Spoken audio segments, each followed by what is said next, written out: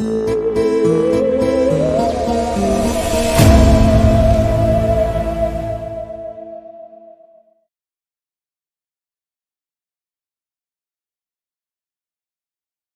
का नाम शापित हवेली। एक ऐसी कहानी जहां हर दरवाजे के पीछे मौत इंतजार कर रही है और हर छाया में छिपा है एक भयानक राज। एपिसोड 4, आत्माओं के पीछे। ये तो बहुत भयानक है। राहुल किताब खोलता है और पन्ने अपने आप पलटने लगते हैं। अचानक किताब से प्रकाश निकलता है और चारों ओर फैलने लगता है। क्या हो रहा है?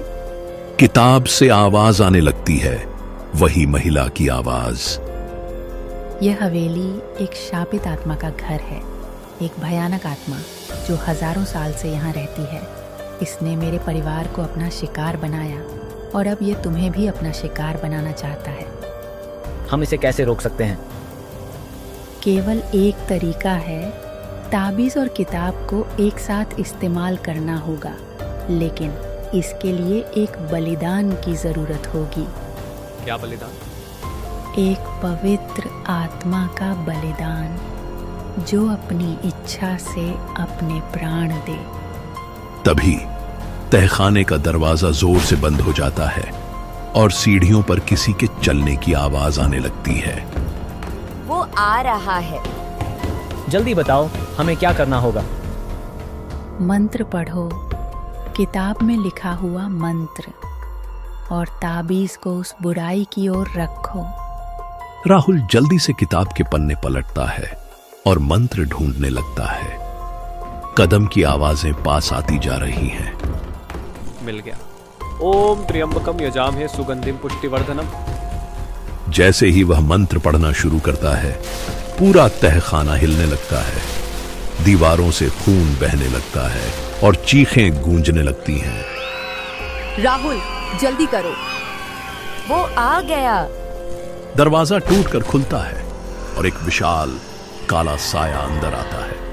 उसकी आंखें लपटों की तरह जल रही हैं और उसके शरीर से धुआं निकल रहा है। उर्वारुक में बंधनान मृत्यु और मुक्षीय मामृता। जैसे ही मंत्र पूरा होता है, ताबीज से तेज प्रकाश निकलता है और काले साए को घेर लेता है। साया चीखने लगता है, एक भयानक दर्द भरी चीख। नहीं, तुम नहीं जानते क्या कर रहे हो। तभी महिला की आकृति फिर से प्रकट होती है, इस बार पूरी तरह स्पष्ट। अब समय आ गया है, एक बलिदान की जरूरत है। कौन देगा अपना जीवन? चारों दोस्त एक दूसरे को देखते हैं, डर और संशय से भरे हुए। सिर्फ एक स्वेच्छा से दिया गया बलिदान ही काम करेगा। तहखाने में अब पूरा तूफान सा आ गया है। हवा तेजी से चल रही है, आवाजें आ रही हैं और काला साया तड़प रहा है। मैं करूंगा, मैं बलिदान दूंगा।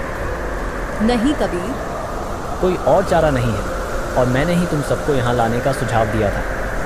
कबीर आगे बढ़ता है और महिला के सामने खड़ा हो जाता है। मैं तैयार हूँ। तुम्हारा बलिदान स्वीकार है। महिला कबीर के माथे पर हाथ रखती है और अचानक एक तेज प्रकाश फैलता है। कबीर का शरीर हवा में उठने लगता है और उसके चारों ओर प्रकाश का घेरा बन जाता है। मेरे दोस्तों को जाने दो, उन्हें सुरक्षित रहने दो। ऐसा ही होगा। प्रकाश और भी तेज हो जाता है, इतना तेज कि बाकी तीनों की आंखें चौंधियां जाती हैं। जब वे फिर से देख पाते हैं, कबीर और महिला दोनों गायब हो चुके हैं। काला साया भी गायब हो चुका है। कबीर, कबीर। वो चला गया। वो हमें बचाने के लिए चला गया। अचानक हवेली हिलने लगती है, इस बार और भी जोर से। हवेली गिरने वाली है, हमें निकलना होगा। वे तीनों तेजी से तहखाने से बाहर निकलते हैं और हवेली से भागने की कोशिश करते हैं, दीवारें गिर रही हैं, छत टूट रही है और हर चीज धूल में बदल रही है। यहाँ से निकलो जल्दी। वे किसी तरह मुख्य दरवाजे तक पहुंचते हैं और बाहर भाग निकलते हैं। पीछे मुड़कर देखते हैं तो हवेली धीरे धीरे ढह रही है, जैसे सदियों पुरानी इमारत एक पल में धूल में मिल गई हो। क्या हुआ? क्या हवेली खत्म हो गई? शायद शाप टूट गया।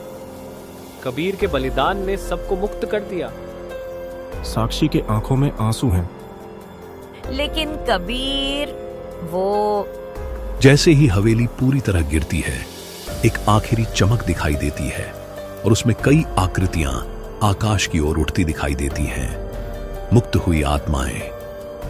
देखो वो सब मुक्त हो गए। उन आकृतियों में एक कबीर जैसी भी है, जो अंतिम बार उन्हें देखकर हाथ हिलाती है और फिर गायब हो जाती है। कबीर?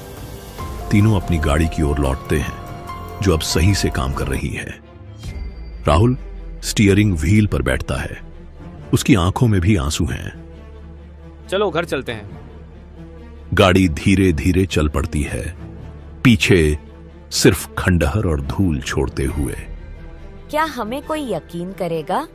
शायद नहीं, लेकिन हम जानते हैं कि क्या हुआ। कबीर ने हमारी जान बचाई। जैसे ही वे दूर जाते हैं, हवेली के खंडहरों पर चांदनी पड़ती है और एक आखिरी आवाज हवा में गूंजती है, मैं हमेशा तुम्हारा इंतजार करूंगी। लेकिन इस बार आवाज में कोई धमकी नहीं, बल्कि शांति है। 3 हफ्ते बाद शहर की एक आलीशान अपार्टमेंट बिल्डिंग में राहुल अपने फ्लैट में अकेला बैठा है। हाथ में वही ताबीज है जो बूढ़े आदमी ने उसे दिया था। उसकी आंखें लाल हैं, जैसे कई रातों से सोया ना हो। कबीर, क्यों किया तुमने ऐसा? वह ताबीज को घूरता रहता है। ताबीज के बीच का लाल पत्थर हल्के से चमकता है, जैसे उसके अंदर कोई जीवन हो। फोन की घंटी बजती है। राहुल धीरे से उठकर फोन उठाता है। हाँ नेहा, हाँ मैं ठीक हूं। दूसरी तरफ से नेहा की चिंतित आवाज सुनाई देती है। नहीं, आज भी वही सपना आया। हाँ तो कबीर और हवेली का, तुम्हें भी, साक्षी को भी। ऐसा क्यों हो रहा है? राहुल खिड़की के पास जाता है और बाहर देखता है। आसमान में काले बादल छाए हैं। ठीक है, हम शाम को मिलते हैं, वही कैफे, हाँ वही जहां से सब शुरू हुआ था। राहुल फोन रखता है और फिर से ताबीज को देखता है। अचानक उसे लगता है जैसे कोई उसके पीछे खड़ा है। वह तेजी से मुड़ता है, लेकिन कमरा खाली है। मेरा दिमाग खराब हो रहा है। वह बाथरूम में जाता है और अपने चेहरे पर पानी के छींटे मारता है। जब वह आईने में अपना प्रतिबिंब देखता है तो एक पल के लिए उसे अपने पीछे कबीर का चेहरा दिखाई देता है। कबीर! वह पीछे मुड़ता है, लेकिन वहां कोई नहीं है। जब वह फिर से आईने की ओर देखता है तो सब कुछ सामान्य है। नेहा अपने घर में है, बेड पर बैठी है, डायरी में कुछ लिख रही है। आज फिर वही सपना देखा, हवेली, कबीर का बलिदान और वो आवाज, मैं हमेशा तुम्हारा इंतजार करूंगी। अचानक नेहा के कमरे में मौजूद लैंप फ्लिकर करने लगती है। वह डर कर दूसरे कमरे में भागती है, लेकिन वहां भी लाइट्स फ्लिकर कर रही हैं। ये क्या हो रहा है? फिर उसके टीवी स्क्रीन पर एक छोटी सी लड़की का प्रतिबिंब दिखाई देता है, वही लड़की जो हवेली में दिखी थी। नेहा डर से चीखती है और टीवी बंद कर देती है, लेकिन टीवी अपने आप वापस चालू हो जाता है। नहीं, ये नहीं हो सकता। हवेली तो नष्ट हो गई थी।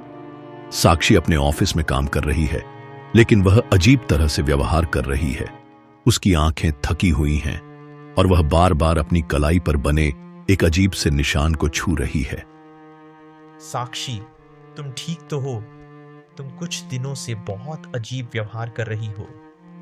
साक्षी अजीब सी आवाज में, मैं बिल्कुल ठीक हूँ, बस थोड़ी थकी हुई। जैसे ही कोवर्कर जाता है, साक्षी की आंखें एक पल के लिए काली हो जाती हैं और उसके चेहरे पर एक अजीब मुस्कान आ जाती है। वही कैफे, जहां से कहानी शुरू हुई थी। राहुल और नेहा एक टेबल पर बैठे हैं, चिंतित दिख रहे हैं। साक्षी अब तक आई क्यों नहीं? मैंने उसे कई बार फोन किया, लेकिन वह उठा नहीं रही। नेहा, मुझे लगता है कि हम अभी भी खतरे में हैं। कबीर का बलिदान शायद वो पर्याप्त नहीं था। क्या मतलब? पिछले 3 हफ्तों से मैं अजीब चीजें देख रहा हूं, महसूस कर रहा हूं। कभी कभी मुझे लगता है जैसे कबीर मेरे साथ है, मेरे पीछे खड़ा है। मुझे भी। मैं भी अजीब चीजें देख रही हूँ। मेरे घर में लाइट्स अपने आप चालू बंद होती हैं, और कभी कभी मुझे लगता है जैसे कोई मेरे कमरे में है। और ये ताबीज, ये अभी भी चमकता है। मैंने इसे कई बार फेंकने की कोशिश की, लेकिन हर बार ये वापस मेरे पास आ जाता है। वह ताबीज टेबल पर रखता है। ताबीज धीरे धीरे घूमने लगता है। ये क्या हो रहा है? अचानक कैफे का दरवाजा खुलता है और साक्षी अंदर आती है। उसका चेहरा पीला है, आंखों के नीचे काले घेरे हैं और वह थोड़ा लड़खड़ा कर चल रही है। अगले एपिसोड में दोस्तों, क्या आपको लगता है कि साक्षी को बचाया जा सकता है, या फिर वो हमेशा के लिए उस आत्मा का गुलाम बन चुकी है? और देखिए क्या होता है जब राहुल और नेहा को पता चलता है कि साक्षी के अंदर जो कुछ भी है वो सिर्फ शुरुआत है। लेकिन सबसे बड़ा सवाल यह है, जब वो आत्मा अपना असली रूप दिखाएगी तो क्या राहुल और नेहा उसका सामना कर पाएंगे? और कहीं कबीर अभी भी उस अंधेरे में फंसा तो नहीं? क्या लगता है आपको? क्या ये दोस्त साक्षी को वापस ला पाएंगे, या फिर उन्हें भी वही हश्र होगा जो कबीर का हुआ? जवाब जानने के लिए देखते रहिए शापित हवेली का अगला धमाकेदार एपिसोड, अंतिम संग्राम। तैयार रहिए, क्योंकि जो आने वाला है वो आपकी नींद उड़ा देगा। तो दोस्तों, कैसी लगी आपको ये कहानी? अपना फीडबैक हमें कमेंट बॉक्स में जरूर लिखकर बताएं। और अगर आपने अब तक हमारे चैनल को सब्सक्राइब नहीं किया है तो जल्दी से कीजिए, क्योंकि आगे क्या होने वाला है वो सबसे पहले आप तक पहुंचता रहेगा नोटिफिकेशन के जरिए। और हां, बेल आइकन को दबाना मत भूलना, ताकि आप एक भी सस्पेंस या हॉरर अपडेट मिस ना कर पाएं।